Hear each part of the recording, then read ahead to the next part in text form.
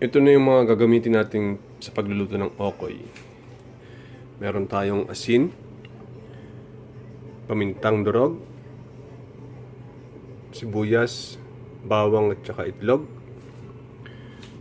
tsaka hiniwang maninipis na carrots. Pwede natin siyang kayurin din, like shredded carrots. Pero ginawa ko na lang siyang maninipis na hiwa. Meron din tayong tubig,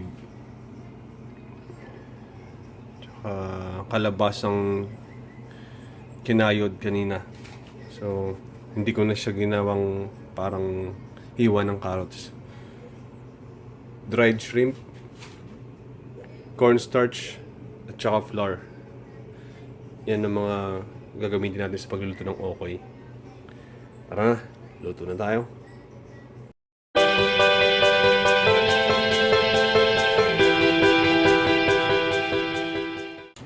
Ngayon, ready na ang lutuan at saka yung mantika. Yan, yung mantika. Dapat medyo lalagpas sa lulutuin para pantay-pantay yung luto niya. Pati yung loob ng luto. Yan. Then, antayin lang natin siyang uminit para hindi dumikit yung lulutuin natin sa lutuan. Minute na yung mantika, pwede na tayo magluto.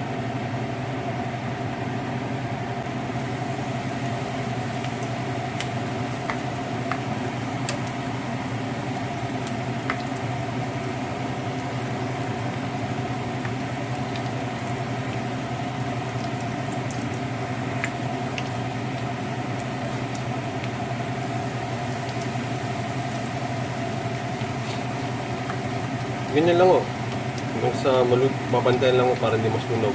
I-low heat lang natin siya. Or medium heat, low heat. Basta nababantayan siya. Then, mamaya-maya, babalik na rin na ulang natin. Yan po, luto na siya. Pwede na siyang serve. I-out ko na itong lutuan. Tatanggalin ko na rin.